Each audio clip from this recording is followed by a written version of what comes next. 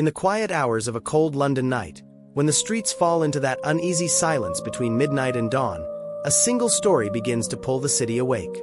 It is the story of a man whose life changed in a matter of minutes, and the investigation that would grip the UK. His name is Jordan Hale, a 28-year-old black British man, known by friends as quiet, calculating, and always alert to the world around him. For weeks, his name had drifted through whispers on the estate, but no one imagined the events that were about to unfold. On a fog-soaked evening in South London, Jordan was seen walking alone down a dimly lit street. What looked like an ordinary moment would soon become the first clue in a case that spiraled into a nationwide search. Just after 10:48 p.m., police were called to a residential block. A single car sat in the road, lights flashing hazard warnings into the dark. Investigators moved in quickly, marking evidence, combing the scene, and questioning witnesses. And somewhere nearby, Jordan watched silently from the shadows. To the public, he became a mystery. No past record, no violent history, no reason to run. But in the hours that followed, something changed. Jordan was spotted again, this time on CCTV, slipping into a corner shop, buying only water, keeping his hood low. Within minutes, he disappeared into an alleyway, swallowed by London's cold neon glow. The police didn't take long to connect the dots. They questioned friends. They pulled camera footage from buses, streets, bar entrances, stairwells.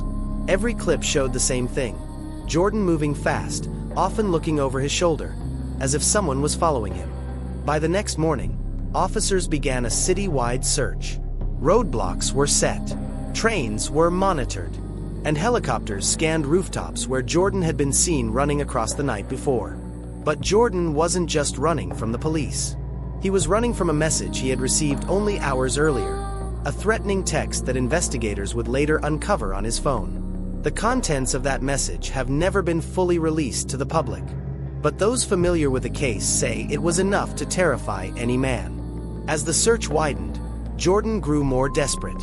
He hid under stairwells. He slept in an abandoned flat for a single hour.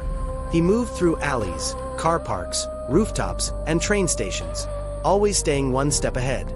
But fear has a way of wearing down even the strongest mind.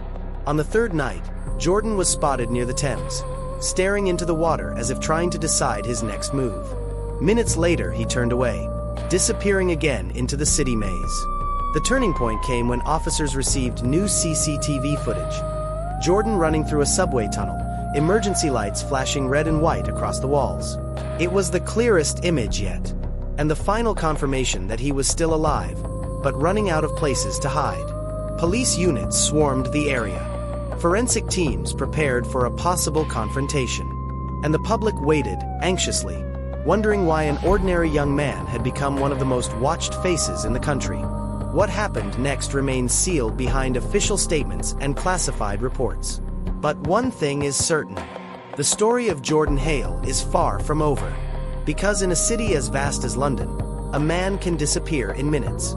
And sometimes, the truth takes much longer to come to light.